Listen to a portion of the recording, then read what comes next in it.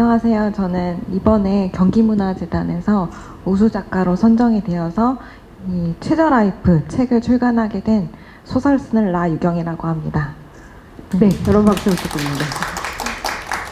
일단은 이런 기회가 있다라는 정보력, 정보력 중요합니다. 네. 요즘 같은 시대에. 이런 지원금, 공고를 부지런히 이제 찾아보는 부지런함. 그렇죠. 그리고 이제 무엇보다 중요한 것은 계속해서 소설을 쓰는 거.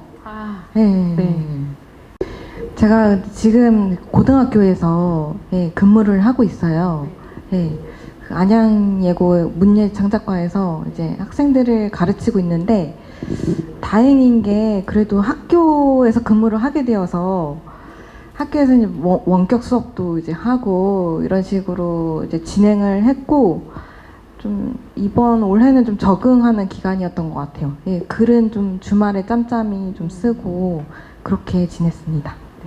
저는 좀 경험 위주로 많이 쓰는 것 같아요. 제가 또 이제 도시에 사는 어떤 30대 직장인으로 꽤 오래 살았고 그러면서 이제 뭐 느꼈던 답답함이라든지 뭐 부조리함이라든지 이런 거를 좀 소설에 담아내고 싶었던 게 컸던 것 같아요.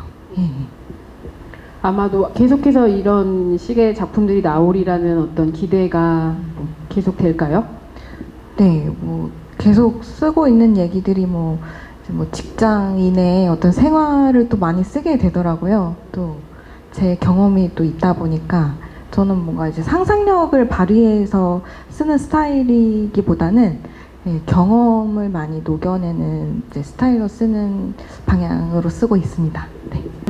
네. 제가 또 결말을 의식하고 썼던 건 아닌데 그동안에 이제 뭔가 썼던 소설들을 보면 어디 갇힌다거나 뭐 이제 벗어나지 못하고 절망을 한다거나 어떤 환각에 마주한다거나 이런 결말로 많이 끝내더라고요. 그냥 그 어떤 결말이 지극히 좀 현실적으로 끝내고 싶은 생각이 더 컸던 것 같아요. 사실 이런 현실을 벗어나는 거는 정말 현실적으로 많은 용기가 필요하고 만약에 용기를 내서 또 벗어났다고 하더라도 또 다른 또 현실이 또 닥쳐올 테니까 좀 지극히 현실적인 그런 결말로 끝내는 경향이 좀 있는 것 같습니다. 사실 뭐 답답하긴 한데요. 또 이게 현실이긴 하니까요. 또 그래서 이 안에서 또 다른 일상을 또 발견을 할 수는 있는 것 같아요. 긍정적으로 이제 생각을 해보면 사실 코로나 때문에 일상을 잃어버린 게 가장 큰 어떤 단점인 것 같거든요. 그래서 반대로 생각해보면 어떤 일상의 소중함을 반대로 또 깨닫게 되고 뭐 요즘엔 이제 랜선으로도 많이들 소통을 하잖아요. 그런 거 보면은 뭐 대안적으로라도 소통할 수 있는 방안은 되게 또 무궁무진할 것 같아서 또 긍정적으로 생각을 해본다면 어떤 오히려 소통이 좀 단절되기보다는 그런 온라인 랜선 소통을 통해서 또 더 확장시킬 수 있는 것 같기도 하고 그래서 좀 긍정적으로 좀 생각을 해보자면 또 코로나 시대만의 어떤 또 장점이 있지 않을까 그렇게 생각을 합니다. 어떻게든 찾아야 하는 것이 또 그쵸? 저희의 뭐 삶이겠죠. 근데 제가 이제 출판사에 근무를 했었잖아요. 이제 동료들의 얘기를 들으면 오히려 코로나 때문에 책 매출이 늘었다고 하더라고요. 요즘에 이제 제가 어린이책 출판사에서 일을 했었는데 애들이 학교를 안 가다 보니까 오히려 이제 학부모님들께서 책을 더 많이 사서 집에서 이제 읽히는 경우가 많으니까 이제 뭐 이거는 이제 뭐 그냥 책 뭐 어떤 출판 시장에 대한 얘기고 문학의 자리는 오히려 더 사람들이 문학에 더 집중할 수 있는 어떤 시간을 마련해주는 시기가 아닐까. 좀 이제 혼자 있는 시간도 많다 보니까 좀 자기 내면에 좀 천착하게 되는 그런 시간이 또 많이 생기잖아요. 때문에 문학은 오히려 좀 더 가능성이 더 많은 장르가 되지 않을까. 요즘에 뭐 이제 집에서 넷플릭스도 많이 보고 모바일로 뭐 영화도 많이 보긴 하지만 그만큼 또 책을 읽는 사람들도 많이 늘어나는 것 같아요. 예. 그리고 이런 어떤 재난 시대잖아요. 어떻게 보면은 이런 재난 시대를 이제 재난 이후의 어떤 대안을 마련해 줄 수 있는 어떤 그런 매체나 장르가 저는 문학이라고 생각하기 때문에 작가들도 더 분발해서 그런 어떤 세계관을 형성을 해서 독자들에게 이제 선보인다면 문학의 자리는 오히려 더 깊어지지 않을까 그렇게 생각합니다.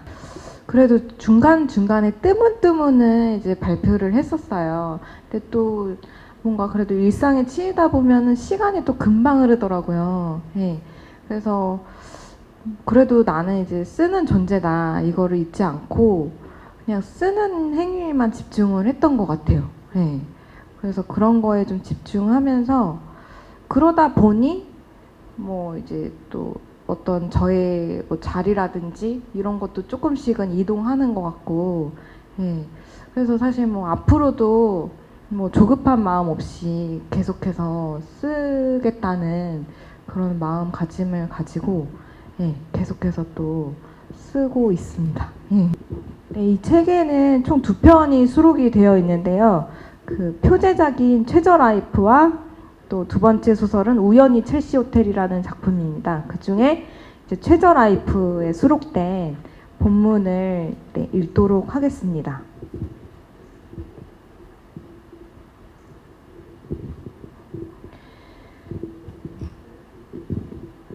이봐요. 제자리 안전벨트가 고장났어요. 아까 강남역에서 탔는데 집에 내리지도 못하고 다시 강남역으로 왔다고요. 저 좀 도와주세요. 버스 안의 승객들이 일제히 고개를 돌려 맨 뒷좌석에 서엽을 쳐다봤다. 서엽은 이때다 하고 더 크게 외쳤다. 혹시 칼이나 가위 있으시면 빌려주시겠어요? 서엽의 말이 끝나자 갑자기 승객들 모두 공포에 가득 찬 눈빛으로 서엽을 쳐다봤다. 꼭 밀폐된 버스 안에 테러범을 마주한 것처럼 서엽에게 경멸적인 눈빛을 보냈다. 운전기사는 여전히 대꾸하지 않은 채 운전에만 집중했다. 제발요. 저 지금 죽을 것 같다고요. 안전벨트가 조여서 숨쉬기도 힘들어요. 그때 옆에 앉은 여자가 서엽을 말리기 시작했다. 아저씨, 지금 많이 졸리시죠? 얼른 주무세요. 광택 가서 얘기해도 늦지 않아요. 서엽은 갑자기 분노가 치밀어 올랐다. 안전벨트가 내 몸을 조인다니까? 밧줄처럼 나를 감고 있다고. 이 망할 놈의 버스 때문에. 여전히 승객들이 두려운 눈빛으로 서엽을 쳐다보았다. 앞쪽에 있는 어느 승객이 크게 외쳤다. 이봐요 아저씨, 조용히 좀 합시다. 운전기사 양반이 무슨 잘못입니까? 우리 안전도 생각해야죠. 그때 갑자기 트럭이 끼어들었고 운전기사가 브레이크를 세게 밟으며 급정거했다. 아이씨, 저 새끼 뭐야? 일순간 버스 안이 조용해졌다. 승객들은 이상한 눈빛으로 힐끔힐끔 서엽을 쳐다보고는 다시 고개를 돌려 잠을 청하거나 스마트폰을 봤다. 절망에 사로잡힌 서엽은 순간 벨트 풀려는 의욕이 사라졌다. 그리고 등받이 위로 봉긋 솟아오른 머리통들만 눈에 들어왔다. 서엽이 그 모습을 멍하니 바라보는데 머리통들이 문득 무덤처럼 보이기 시작했다. 그런데 그 순간 갑자기 믿을 수 없는 광경이 눈앞에 펼쳐졌다. 머리통들이 사람들 몸에서 분리되어 통로로 굴러왔다. 통로 바닥에 남은 핏자국을 흔적 없이 지워가면서 통로 바닥을 굴러 서엽 쪽으로 저절로 이끌어왔다. 서엽은 자리에서 벌떡 일어나려 했다. 하지만 몸을 움찔할 때마다 안전벨트가 배와 허벅지를 더욱 세게 조여왔다. 서엽의 이마에 흘러내린 땀방울이 눈으로 스며들었다. 그때 안내 방송이 나지막이 흘러나왔다. 고속도로에 진입합니다. 전 승객 모두 안전벨트를 매주세요. 네, 여기까지입니다. 감사합니다.